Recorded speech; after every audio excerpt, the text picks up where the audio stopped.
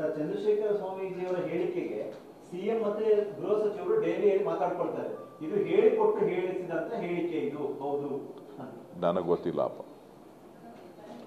ಇದು ಮಾಧ್ಯಮದವ್ರು ಹೇಳ್ಕೊಟ್ಟು ಹೇಳಿಸಿರ್ಬೇಕು. ಮಾಧ್ಯಮದವ್ರು ಹೇಳ್ಕೊಡಲ್ಲ ಸರ್, ಬೇರೆ ಯಾರು ಹೇಳ್ಕೊಟ್ರು ಅಂತ ಅವರಿಗೆ ಇರುವಂತ. ಇಲ್ಲ, ನಿಮ್ಗೆ ಹೆಂಗ್ ಬಂತು ಮಾಹಿತಿ ಅದು ಗೊತ್ತಿಲ್ವಲ್ಲ, ಅದಕ್ಕೆ ಅದನ್ನ ಅವ್ರನ್ನ ಕೇಳಿ ನೀವು. ಡಿಸಿಎಂ ಹೇಳಿಕೆಗಳು ಬರ್ತಾ ಇರಲ್ಲ, ಅವು ಕೂಡ ಹೇಳ್ಕೊಟ್ಟು ಹೇಳ್ತಾರೆ ಹೇಳಿಕೆಗಳು. ನನಗೆ ಗೊತ್ತಿಲ್ಲ ರೀ, ನಾನು ಯಾಕ್ರಿ ಅವನ್ನೆಲ್ಲ ಕೇಳ್ಕೊಳ್ಳಿ. 33 ಜನನು DCM ಅಂತ ಘೋಷಣೆ ಮಾಡೋದಕ್ಕೆ ಮುಖ್ಯಮಂತ್ರಿಗಳಿಗೆ ಅಧಿಕಾರ ಇದೆ. 33 32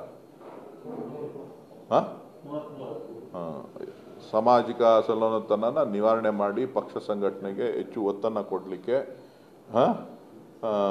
ಜೊತೆಗೆ ಪಕ್ಷವನ್ನು ಸದೃಢಗೊಳಿಸಲಿಕ್ಕೆ ಮಾಡ್ಬೋದು.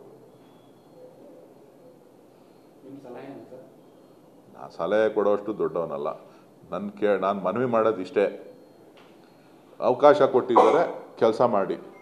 ಆಗಲಿಲ್ವಾ? ವಿಶ್ವೇಶ್ವರ ಸಜ್ಜನ್ ಬೇಲದ ಕೃಷಿ ಮಾಡಿ ಎಕರೆಗೆ 3 ಲಕ್ಷ ಗಳಿಸ್ತಿದ್ದಾರೆ. ನೀವು ಕೂಡ ಅವರಿಂದ ಕಲಿಬೇಕಾ? ಅವ್ರ ಜೊತೆ ವಿಡಿಯೋ ಕಾಲ್ನಲ್ಲಿ ಮಾತಾಡಬೇಕಾ?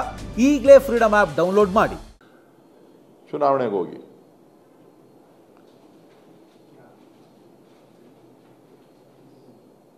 ಬಿಜೆಪಿಯವರು JDS ಅವರು ಅದನ್ನೇ ಕಾಯ್ತಾವ್ರೆ.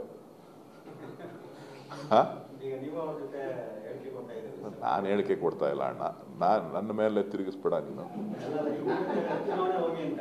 ಚುನಾವಣೆಗೆ ಹೋಗಿ ಅಂದ್ರೆ ಸ್ವಲ್ಪ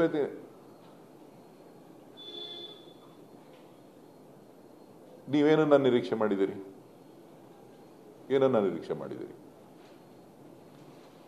ಮಾಧ್ಯಮಗಳು ಏನನ್ನ ನಿರೀಕ್ಷೆ ಮಾಡಿದೆ? ಸರ್ಕಾರದಿಂದ ಮುಗಿಸಿ ಅಂತ ಹೇಳಿದೆ. ಅದನ್ನ ಯಾವ ರೀತಿ ಮುಗಿಸಿ ಅಂತ, ಯಾವ ರೀತಿ ಮಾಡಿ ಅಂತ